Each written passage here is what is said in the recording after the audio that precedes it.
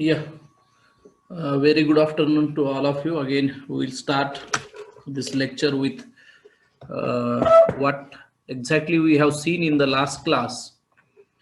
So, we have seen how to prepare the questionnaires because while collecting the data, my voice is clear. Yes, sir. Yes, Okay, sir. yeah, thank you, Nikhil. So, whenever we want to collect the data or any information, so questionnaire plays very important role. So how to design the questionnaire is, how we can frame the questionnaire is, how the question should be like, how the sequence of the question should be, right? How they should be a logical, right? So we have seen all these different things by giving us some as a model questions or some example type of questions. So let us move to the next. There are some more uh, outlines or guidelines are there while preparing the questionnaires, right?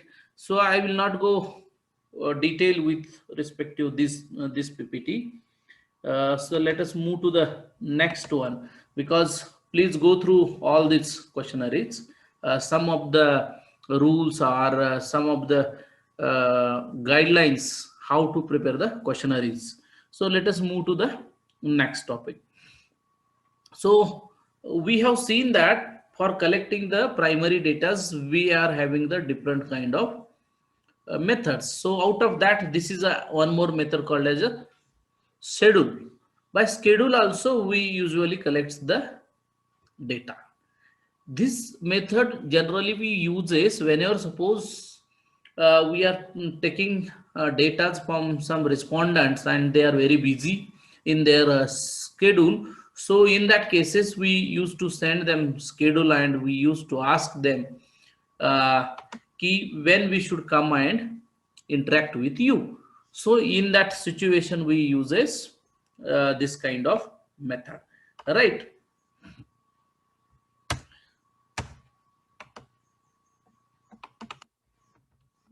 So let us see to the next.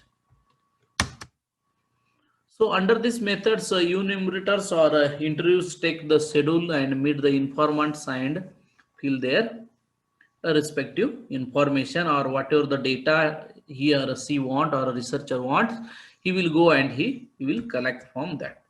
So what are the merits of this particular type of method? So it can be adopted even if the informants are illiterate. So it doesn't matter either the informants is how much literate in readings, writing, or any other kind of devices or a technology or something else. So it doesn't matter. So because you are going and you are meeting him personally, you are meeting your respondent uh, as a face by face interactions, so it doesn't matter. So that is the biggest merit for this particular method. Answer for questions of a personal and pecuniary natures can be collected. So other things already I mentioned that if you will go for as a person, so you will have more different kinds of interactions. Some of the things we cannot write in a question, but by our observations we can write down. So that is there. So non-response is a minimum as a enumerators go personally and contact the informants. The informations collected are reliable because you personally went and you know the reality. So it is very authentic. It is a very truth informations which you have collected. So what are the demerits? It is a costly method, so it is a time consuming because you have to go personally, you have to travel if it is a on the distance. So that's why it is a costly method. It is expensive as well. So interview requires experience because if any unskilled person, unprofessional person will go and if he collects the information, so the data which we are receiving, so it is will not come that kind of quality kind of data. So for that it that person, that enumerator should be a skillful person, right? He should have that skill. He is that much of a professional for filling this type of questionnaires. So let us move to the now we seen all these methods are for collecting the primary data, right? So now we'll see the what are the merits of this primary data. So whatever the data you will get it is purely correct, truthful. So these are the different methods. I will not go in detail with this because already I have explained in last class. So what are the merits of the primary data? So similarly, you will have demerits also. That is also we have discussed. Now let's move to the another kind of data called as a secondary data. So you can collect the secondary data from the different sources, different organizations who already collects the data on the different issues, different indicators, different variables as per the requirement or as per their norms, as per their codes. We know that there are so many organizations are there who collects the primary data for a different issues. Supposed to be on health, so you have to go and see the NHFS, right? Like NSSO is there, census is there. Apart from that, on the district level, there will be have a different kind of mechanisms where usually they will collect the primary data, right? Not only that, if you can see in the latest rules of the gram panchayat, so the district administration is continuously monitoring to them to collect the data, right? It may be related to education, it may be related to health, it may be related to their employment. So many indicators already they have given, and you can get that updated data, and that data is centrally again centrally it is available at a district level to plan the districts, right? So it will be available with the planning departments. So if you can go and if you want to study on anything, so you can get the data. Either it may be related to farming, it may be related to health, education, employment, agriculture, any sector. So this kind of data, primary data are available at the district level also. So that kind of data collects by different organizations. Therefore, we can use these data for our studies, and that data we are calling it as a secondary data for us, because it is collected by somebody else for their purpose, for their studies, for their research, right? So that's why we called it as a secondary data. So in most of the studies, the investigator finds the impactable to collect the first-hand information on all related issues, and as such, he makes use of the data collected by others, right? Every time it is not possible to go and collect the information, right? So in your generally your report writings, you usually uses as per census 2011, the data is so and so, right? So you will not go and see how much population is there, how much SC, categorize caste categorize population is there, right? So you will just write that source of information and you will finish your that writing, and you will clear that information in that particular document.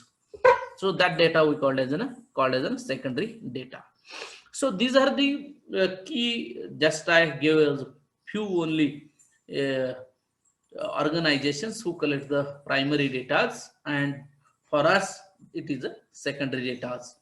So if we can go and see that day also, I mentioned census is the biggest data source for all of us.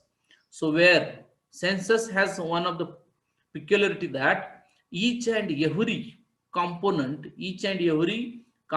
of the each and every households they will record. That's why we call it as a complete enumerator, right? So somebody want to study on the livestock, they can go in census and they can get it, right? Somebody want about the rainfall, that also they will get it. or else if they want to study the particular literacy rate in a particular village also, they can go and just view the census, so they will get the information. So that is the speciality of the census. Similarly, NSSO is there, NFHS is there. So only I have quoted few organizations which produces secondary data for us. But these all organizations having their own aims, own objectives, why they are collecting the data. They are related with the different ministries, right? Different ministries, like they are related to health ministry, they are related to the employment ministry, like that. So based on their requirements, based on their objectives, they are collecting the information. So again, we have to be very careful while downloading the data. We have to see either they have, which data they have collected, is it useful for us, or is it useful as it is, or we have to do some filtering the data or cleaning the data. So that's the important thing we have to keep in mind. Let us move to the next. So what are the precautions we have to take whenever we are using the secondary data? How the data has been collected and processed. We have to see first either this data is, whenever they have collected, it is processed, it is cleaned or not, right? The accuracy of the data. We don't know, somebody's collected data for his or her research, for his and her project, right? So their aims and objectives are different than what our objectives. So that's why whenever we are using these information, so we have to be see carefully the accuracy of this data. How far the data has been summarized, right? We have to see that how they have summarized, because if it is they want to be related only genders, so what they will do, they will segregate the whole data with respect to the gender. But you are more interested to do in-depth study of the gender with age. You want to be, you want data like that, what is the situation of in age itself, between 5 to 10, 10 to 15, 15 to 25, what is happening about their health in these ages. So you have to be segregate. So like that, we have to see how they have summarized the data, how comparable the data is with the other tabulations. So how they have compared. Sometimes suppose just I mentioned about the gender, the quality of the health of the two genders in a particular village. Suppose somebody have collected data. So how they are comparing, by which variables they have kept for the comparison, which are the parameters they are going to compare. So that also we have to see. How to interpret the data, especially when the figures collected for the one purpose is used for the another. Because sometime, every time it is not possible that in their reports they will not give the whole information, all the data. They will give the some pie charts, they will give some pie charts, they may give some percentages, right? So suppose they have said that there is a literacy of X village is a 95%, right? So then how we are going to use this data for our studies? Is this only information is sufficient, or we want more than that? So that is important. So how we are going to compare all these things? So these are the major precautions we have to take whenever we are using the secondary data. So what are the merits in a secondary data? Because secondary data is available very cheaply, without spending much money or much time, without any manpower, without any enumerator. I can access that data easily at my place, at my door place, right? So like that, if I want anything, so immediately I can go on the website of census and I can download that. Though I am setting in Maharashtra or somebody is setting in Kerala or Rajasthan, it doesn't matter. They can access the data of any state or any district of whole country, right? So that is the biggest advantage of the secondary data. So we can save manpower, we can save the money, we can save the time, and we can access the data. These are the major merits of secondary data. Large quantities of the secondary data can be got through internet, right? So much of the secondary data available has been collected for many years, and therefore it can be used to plot the trends. Sometimes we are very interested to see the trends. What are the trends is going on? Suppose somebody's want to do study on the migration, right? Negative migration, particularly migration in the sense, then they want to see the trends in the last 5 years, how much negative migration is there. Before that, means since last 50 years, the rate of migration, how it is going on. If they want to see, we cannot see by you directly using your primary data.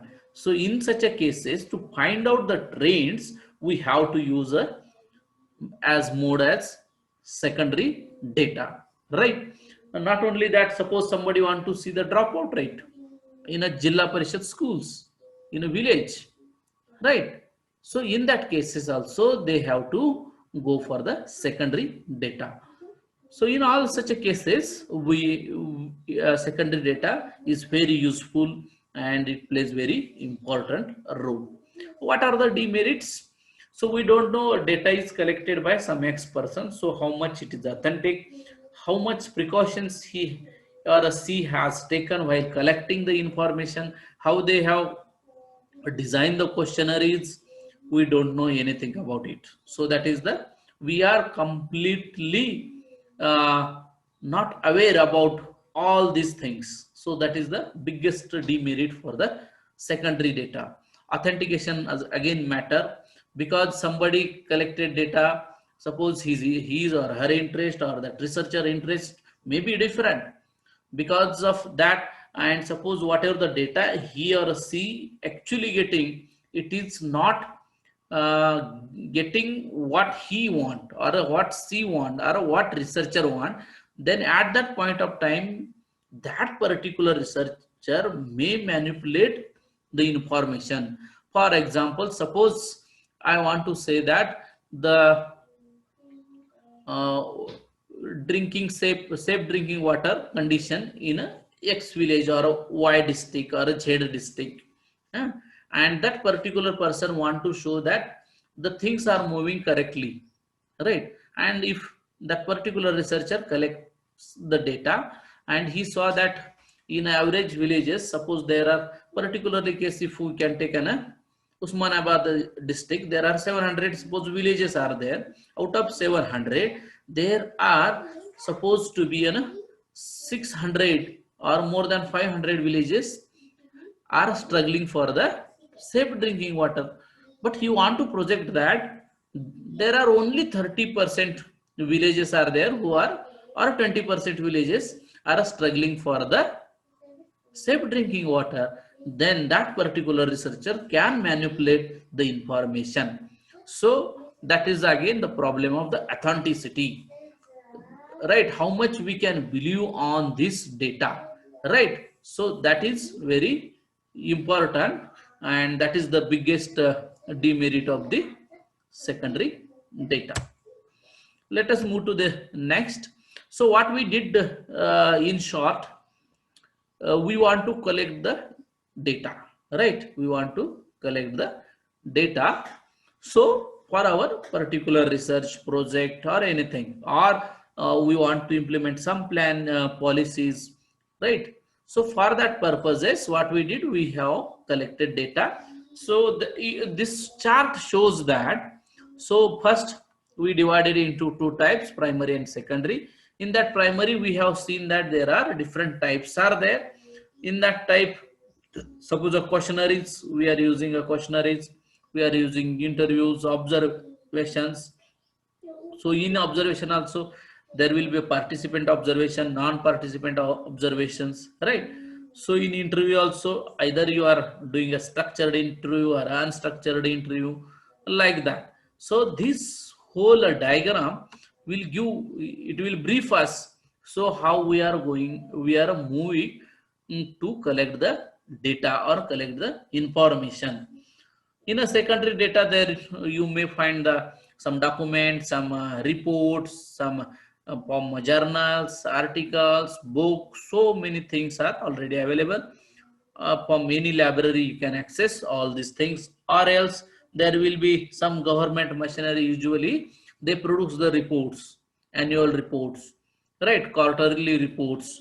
So you can use that and you can get that information and you can work on it, right? So this is the whole chart will explain about how we can collect the data. So now again, once if we have collect the data, means you will have huge data with you. Suppose if you want to study 500 farmers from Usmanabad districts about their economic condition for a say time being as an economic conditions, right? So whenever you are going to collect their information, 500 farmers from a particular Usmanabad district, so what will happen? So you will get a huge data. There are so many indicators will be there. There are so many variables will be there. Then after once you will receive that data, you have to segregate. Otherwise you will get confused. If you want to put all the information, 500 respondent information, and if you want to add all this information in your report, so definitely your reports will become a 1000-page report, right? So nobody having this much of time to read this.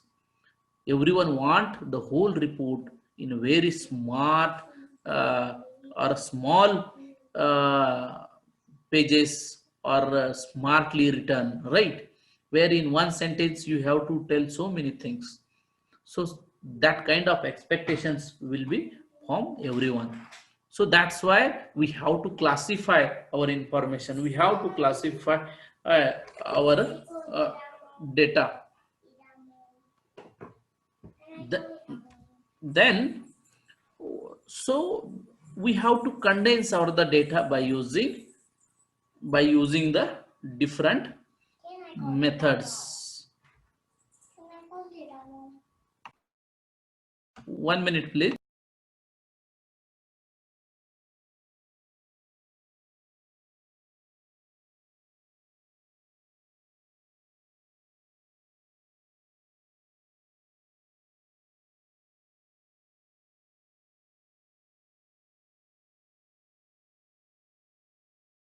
Yeah, sorry for the inconvenience.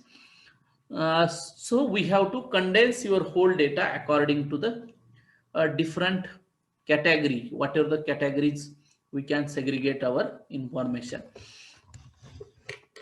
So according to the type of data, we have to segregate the information. Sometimes there are in a flow of the questionnaire, we will add so many their details, so which are the not required. Every time if you will frame the questionnaire, everywhere you will write the name, gender, mobile number, age, village, like that. So some of the information is not required really for our objectives. So we have to eliminate that informations. It facilitates comparisons and highlight the significance. Already I have told that. Yeah. So we'll see how we can classify the data. So there are different categories are there. Based on that, we can segregate your information either in a chronological way or geographical way or qualitative data or a quantitative data. Once you will receive data, you have to segregate your whole data in any one of the categories. Wherever you will have data, you will use either ascending order, descending order, alphabetical order, like that. Or sometimes you use as a geographical from south state to north state, east to west, like that, based on their location. Or one district, if you want to go, then you will put some geographical condition on that, right? So like that you can segregate the informations. And data which is related to the qualitative means which data is dealing with the qualitative aspects like a gender, or which are dealing with the attributes. So that kind of data again you will segregate. And lastly, the data which is speaking about the quantitative, right, which is totally about the numbers. So that kind of data again you will segregate in a different way, and then you will go for the next process of data. You have to process the whole data, right? So like that, we can classify your whole data in these 4 types. So now next is, once you will get the data, we have to tabulate the data, right? So whatever the data you have collected, we have to tabulate it. So for tabulation also, we have to have some rules, right? It is not like that some data you are getting and you are just putting in a table. So while framing the tables also, we have to follow some rules and regulations. It simplifies the complex data, and the data presented are easily understood. Suppose if we have the data about the 500 observants, and if you just wrote your observation just like that, then it is very difficult. Same data if we can put in a table, it is very easy to understand. It facilitates comparison of related facts, right? If you want to see the trends, right, what happened last year and this year, what is the production of wheat in a Punjab in last 2 years and this year, or last 3 years. If you want to compare this, so table only will help us to do that. It facilitates computation of various statistical measures like averages, dispersion, correlation. Suppose if you won't write the information in table, we cannot say that the average production of wheat per hectare in Punjab is this much. To write this statement, you have to put your data in a tabulation. Or else if I can say that average height of this class, base W third year class, is 5.5 feet. For this also I have to write the table. I have to write their all observations. I have to note the height of each student and write it in tabular form. I have to sum it. I have to divide it by total number of the students. Then I'm going to get a measure of central tendency, right? So similarly, for averages or dispersion, or if you want to find any statistical measure, for that purpose, you have to be a tabular form. It presents the facts in a minimum possible space, and unnecessary repetitions and explanations are avoided. Table, what table will give? Suppose I'm talking about the height of this one class. There are supposed to be 40 students, but you may find that there are 3 students who are having the same height. So there is no need to write 40 tables. I can subtract 3 rows from that, and in 5 feet I will write how many 5 feet students are there. There are 5 students, right? There are 6.6 height students are how many? There are 2. So like that I can use this table. We call it as a frequency table. Later on we can see that. So it saves your space. In that minimum space you can tell more things, which is very clear. So that is the beauty of the table. Tabulated data are good for the references, and they make it easier to present the information in the form of graphs and diagrams. once you will write the information in the table, it is very easy for us to plot the graph, right? It is very easy to us to compare two different things. If we want to see the production of particular yield in particular village or particular district or a particular state, immediately you can do that by using the table. Same table you can just put it in Excel sheet and you can get the graph, and easily you can see the trend either increasing or decreasing or both are going same. So that is the beauty of the tables. So while preparing the tables, we have to keep some of the things in our mind, which are the standard. Table number should be required, right? Whenever you are writing a particular table, so there should be a table number. Title of the table. Sometimes we may find that there is only table is written, some information is there. So we will not find any table number. We will not find any title for that particular table. What this table is explaining? It is explaining the average height of the BSS class. Is it explaining the average grade of this class? Is it explaining average age of this class? What exactly? Right? So that we require a title of the table. Caption or column headings. So you have to mention the caption for that particular table or column heading, each column heading. You have to mention it. Stubs or rows distinctions should be there. Body of the table and footnotes and source of the data. These are the 7 important things has to be there in any table. If you are writing, suppose your boss asked X person, please write a project, right, on a drought condition of the Usmanabad district.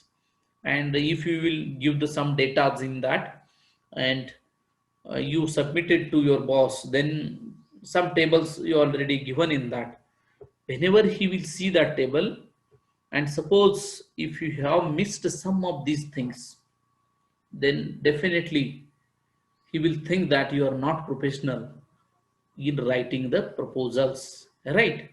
Because if you are writing that and if you forget to give the source of the data, then how authentic the table which you have mentioned, that is the question. If you forget to give the number of the table, because there are so many numbers are there, which number he has to follows, or if you want to give some references of this table in another chapter, how you can going to give? So that's why these 7 things are very important while writing the table. If you can open any book or any journal and if you find any table, you can see all these 7 things are written there.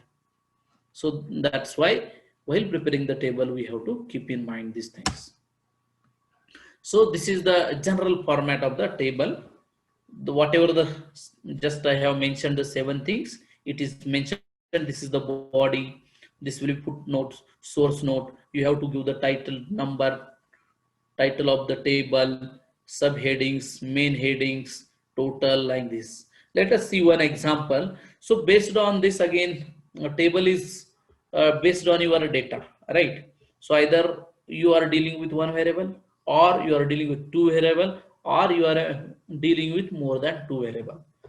So like that, based on that, we will categorize this. So there are some more things are there. So I will not go in detail with this, what this exactly written. So I will request to all of you, if you can go through these things.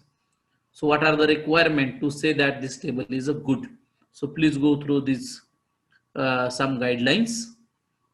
So we'll move to the types of the tables. So based on your information, so you will categorize your table in 3 things: one-way table, two-way, and manifold tables. Means what? Suppose if you are dealing with only one variable, so it will come as a simple table, right?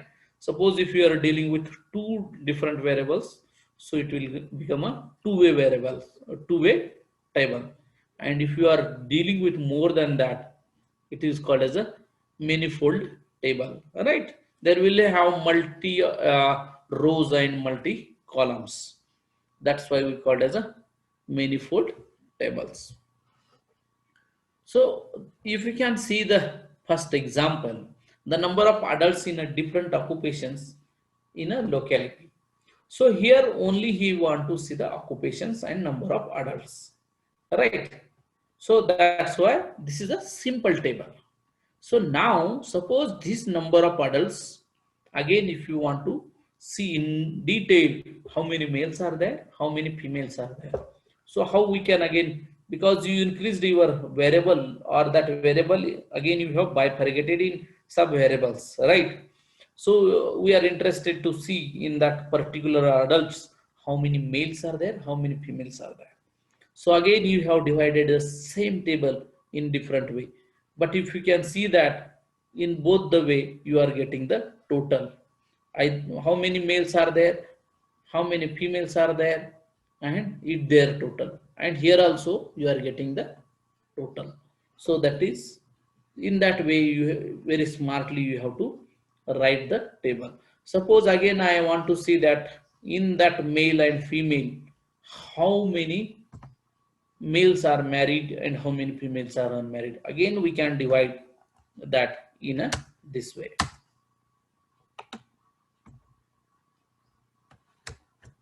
right? So occupation is there, number of adults is there, in that male and female, again we are interested to see how many males are married, how many females are married, right? So like this same table we wrote very differently, but in each row and each column you will get the details. You can see that total of the male, you have know that how many in male, how many married males are there, how many unmarried males are there, and how many totals are there. Similarly in the case of female, right? So like this you have to frame the table. Again in that male and female, again if you want to see how many are higher educated and how many are only up to less than that, in that two category, again you can divide the tables. So that is called as multifold or manifold tables, right? So these are the different types of the table. So now in this way we will get the raw data, right? So what we will do with this raw data, according to classification, we'll segregate, we'll write in table, right? So next is how we can write that data in a different way. Means what we want to write it, we are moving toward the frequency distribution, right? So see here, it is the data of daily wages, who are there are 30 laborers are there and who is getting the, these are the wages, right?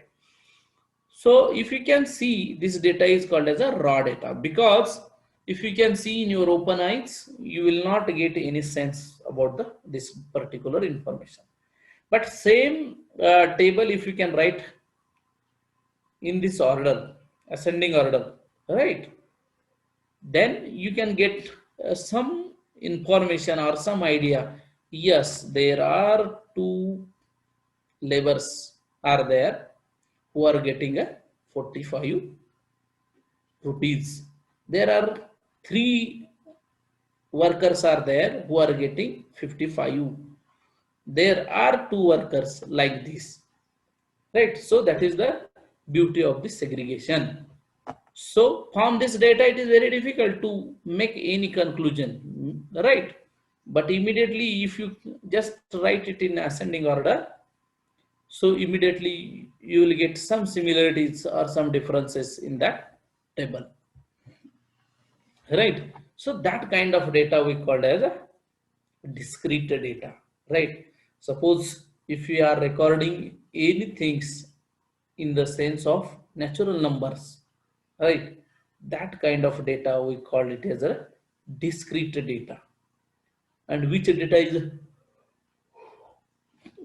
so let me write some examples, and if you people can answer my some questions, so that will be helpful to us to understand which data is called as a discrete data, which data is called as a continuous data, right? So this is we'll go later on what is the frequency distribution, right?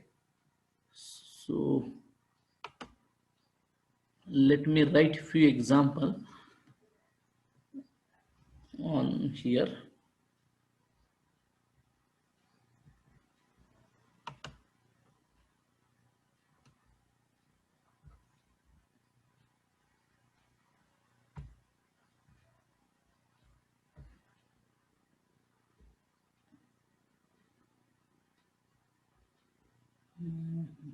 Where we are here only. So I want to be write some examples. So let's write some example here. Suppose I will put some examples here. Suppose number of student,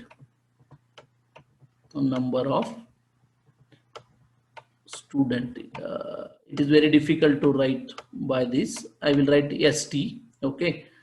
Number of male student, that's why I will just write m. Number of female student, so this is example 2, example 3. Okay, and I will write fourth example as, is it visible the screen? Wait,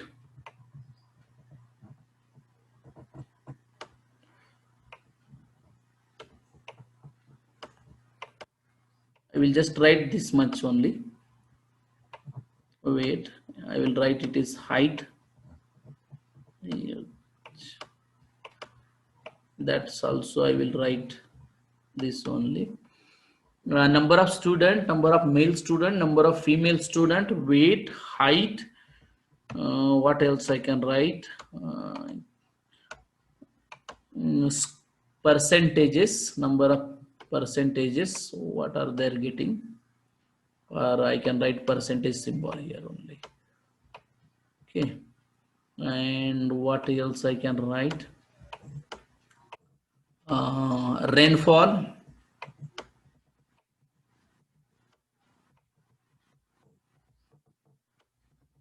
Yeah, so now from all of you, you have to respond me.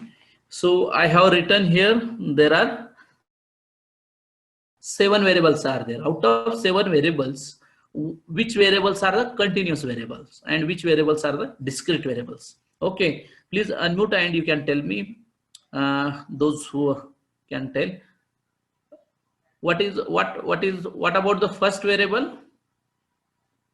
Is it continuous or discrete? Yes, anyone please? Pranali, you can respond this. Hello. No one is there to respond. First one is discrete. First one is discrete. Thank you. What about second, number of male student? Same. Same. Third,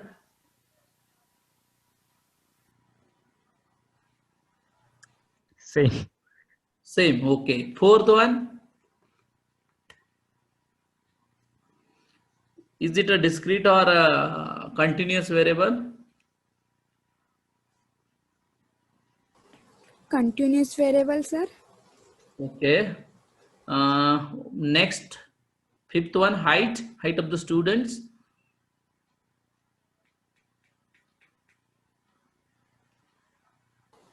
Discrete, sir.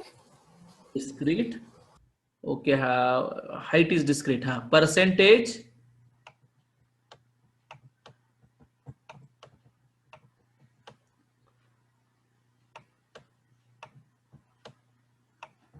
Please, somebody.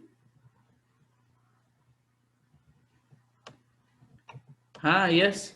I think so, sir. Discrete. Which one? Percentage. Okay. Rainfall.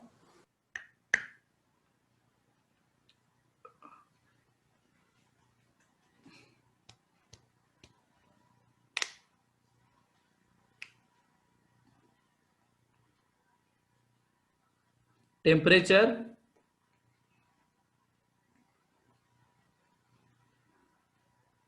Please respond whatever the answers, that is okay. Discrete, sir.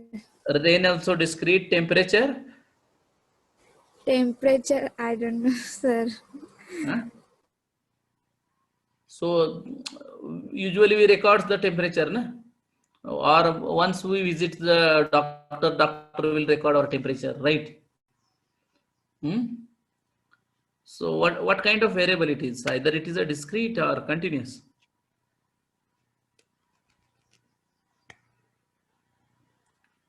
Nikhil? Okay. I believe that's continuous. Which one? Temperature? Yeah, because it can't be counted.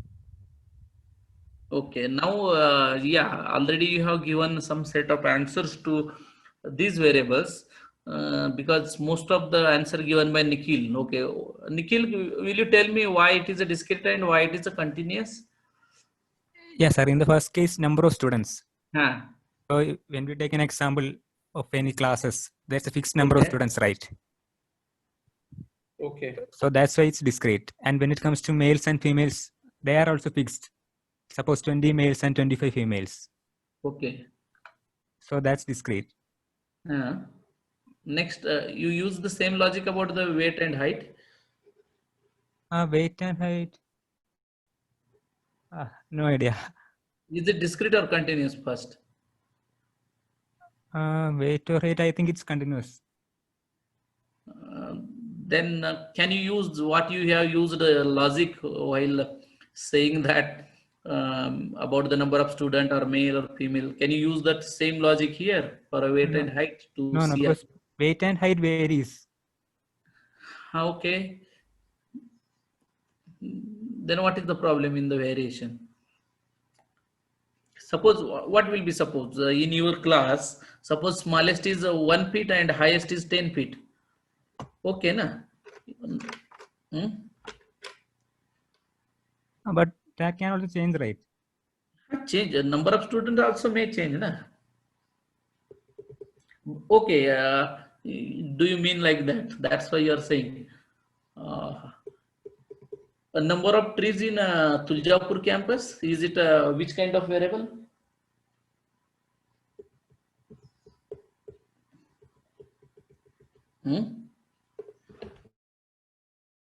Nikhil?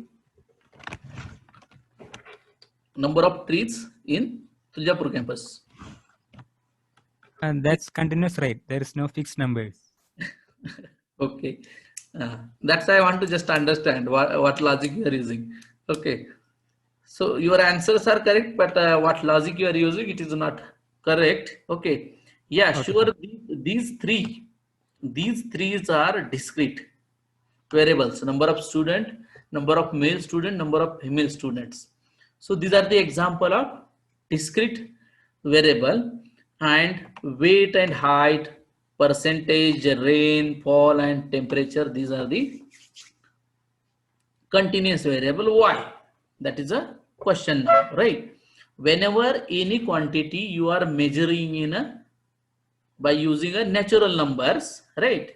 By using a natural numbers, then you can say that that particular variable is a discrete variable, right? And can I say that there are 2.5 students in a BSW students? Can I say that there are 7.5 students who got this much of percentage? Can I say this? No, right? Because of that, whenever we are counting any variable in the form of natural numbers, that is the base, then you can say it is a discrete variable.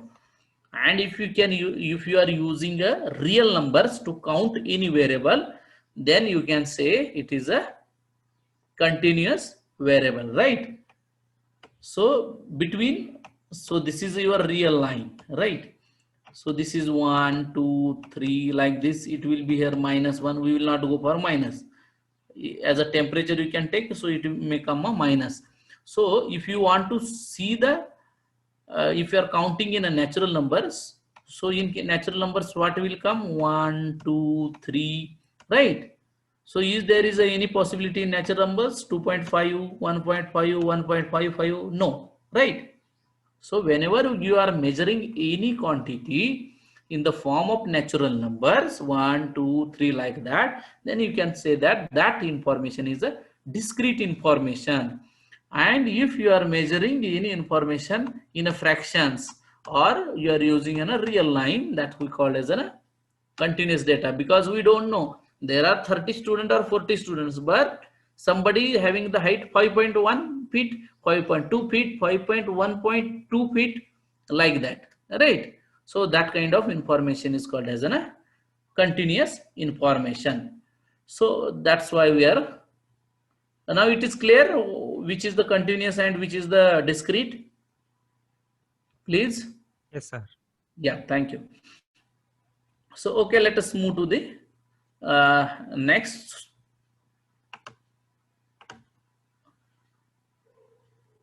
Okay, so based on that, so you can say that continuous data or discrete data. So I forget to write. Okay, before that, one more definition is nothing but a frequency, because we are going to write a frequency. What is the frequency? Usually we use this word as a frequent, right? He's a frequent visitor, right?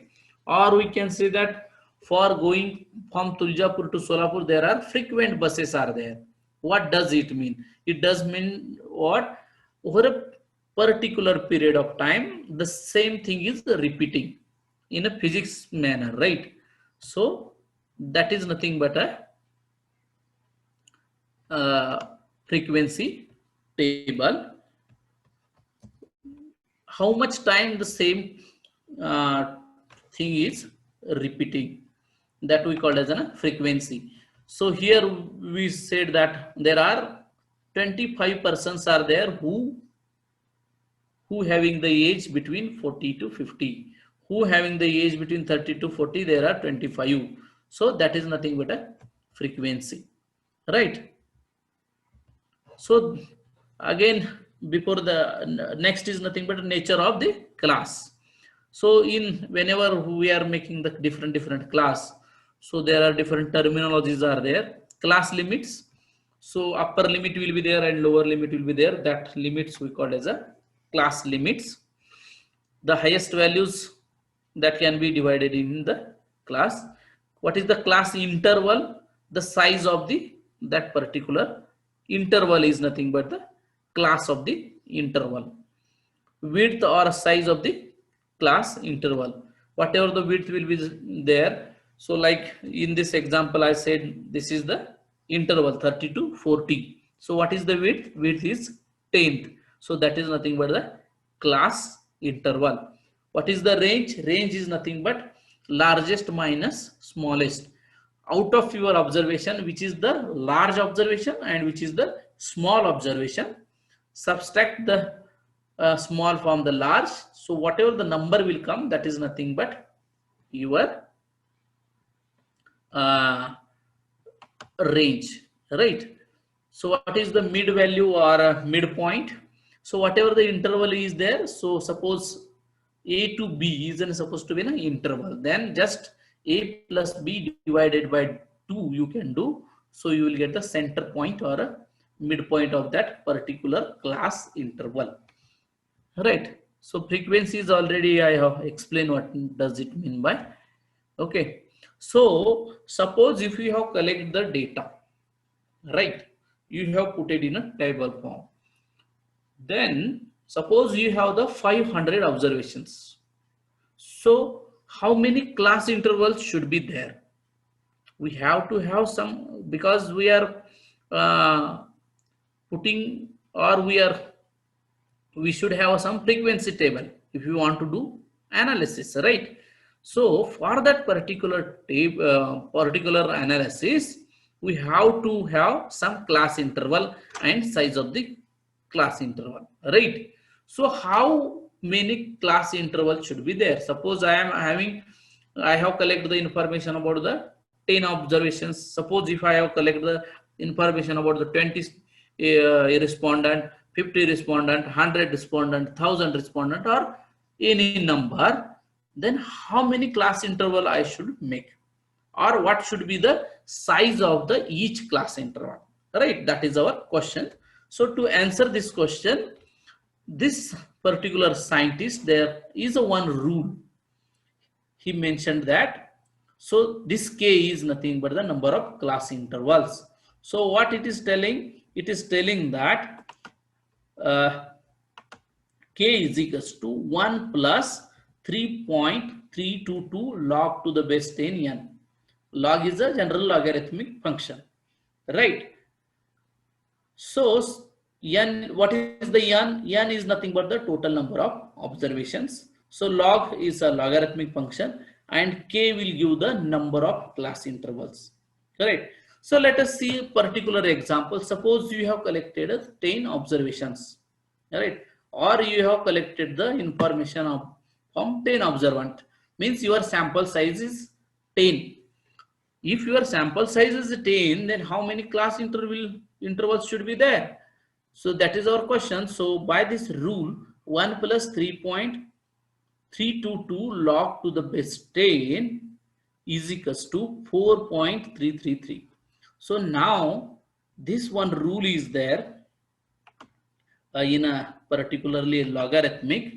So log, if the base and that number is the same, suppose if you are finding the logarithmic of number b with base b, then its log will be 1. In this case, if you can see, log 10 and your observations are also 10, means it becomes 1. So 1 plus 3.332 into 1, it is nothing but 4.332, which is approximately equals to 4. Suppose your observations are 100 observations. So what will happen? K is equals to 1 plus this and here 10. You have to find the log of 10. Again, we can use in this case particularly one logarithmic rule is there. Log a raised to n, n is a any power, is the same as n into log a.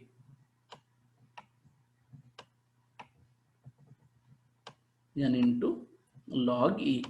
Alright, means log 10 I can write 10 square, right? I can write 10 square, means log 10 square. So it is nothing but 2 into log 10. Log 10 is nothing but again 1. So you have to just multiply this number by 2, and that is nothing but you approximately you can see 3.3 into 2, right? Means 6 something, means it is a some 7.64, which is approximately is equals to 8. In this way, we can find out how many class intervals should be there. So we have to see what should be the size of our class interval, right? So for finding that, we will use this formula. Size of the class interval, it is generally denoted by C, and it is nothing but range upon number of class intervals. So by using Stretch rule, already we know that how to find the number of class intervals, right? Range is nothing but the highest observation minus lowest observations. So by using this, we can find the size of the class interval. So in that intervals, while making the interval, there are different types of the intervals are there. One is called as an exclusive method, inclusive method, and open-ended classes. So what is the exclusive? When the class intervals are so fixed that the upper limit of one class is the lower limit of the next class. While making the class interval, suppose 0 to 10, 10 to 20, 20 to 30, means the upper limit of last class interval is becoming the lower limit to the next interval. So that we called as an exclusive method. What about inclusive? Suppose we want to make, so how we can make? We will avoid the overlapping of the number. So what we did here, the interval 0 to 5, 5 to 10, 10 to 20. So 5 is coming up, 5 is coming below, right? So in case of inclusive method, 0 to 5, 6 to 10, 11 to 15, 16 to 20, like this. So if we are making the class interval in such a, in this way, that method we call as a inclusive method. And another is open-ended classes. Sometime we can make the open-ended intervals, means either the upper limit of the information is missing or lower limit of the information is missing, or sometime both. That is nothing but the open-ended classes.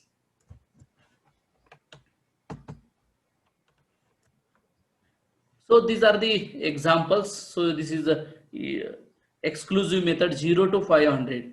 The upper limit of this, it becomes a lower limit of this. Upper limit of this, it becomes a lower limit of this. Right? So this is called as an exclusive. What about the inclusive? We here in this method we stop the repetition. Here 500, sorry, 5000 was here. Here also 5000, but here no. 5 to 9, then it started from 10. 10 to 14, it started from 15. Right? So this is the second method. What about third? Third means here it will written like that, above 5 means we don't know. Or here there will be information that below 39 or below 40. Some informations are missing, that called as an open-ended method, open-ended class method. So while constructing a frequency table, we have to make some means we have to have some rules, or we have to fix some of the things in our mind, that while making the intervals, the number of classes should be between the 5 to 20, right? And that classes should be either multiple of 0, 20, 25, 100. If you can go and see any study or any report or a frequencies table, so you can find that their intervals are a multiple of something like that, 0 to 10 or 0 to 5, 5 to 10, like that, right? So it is easy for the calculations, right? The starting point, that is the lower limit of the first class, should be either be 0 or a 5 or a multiple of 5. So these are the things, you just go through that. So we'll see one example. How much time is remained? I think we'll see this example and then we can stop. I think we have time, Nikhil. Sir, time is already 1:34. After this, let's stop. Yeah, we'll see this example and we'll stop. Yes, yes. So how we can prepare the frequency table? So here is a one example is that, let us consider the weights in kilograms of 50 colleges students, right? So we are having the information of this, and we are interested to construct a frequency table, and we are interested to do the analysis of this, right? So these are the different weights. So already it is, I think it is not arranged properly, right? So first we have, this is a raw data. We have to arrange either ascending order or descending order. So you can arrange that, and we can construct a frequency table. First we will find the size of the class interval C.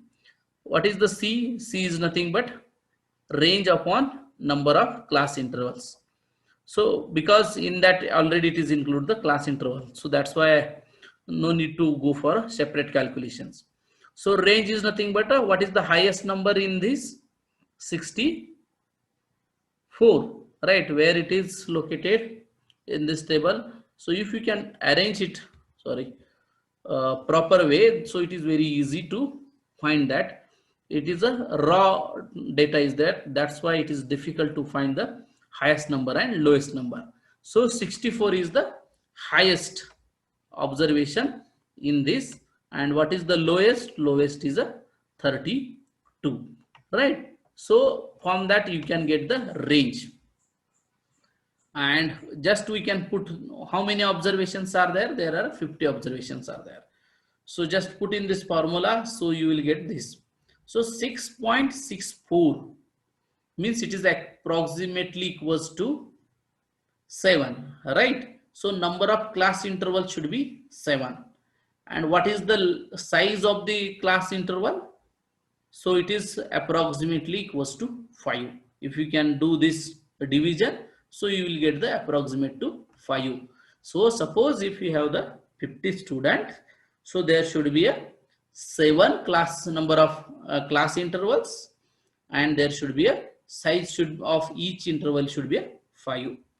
So then like that we can construct the frequency table. So once you will get the frequency table, so easily we can see that there are 2 students whose weight is lying between these. There are 14 highest students, number of highest students whose weight are here. And there are very few students, or only 2 students whose weight is lying in this range.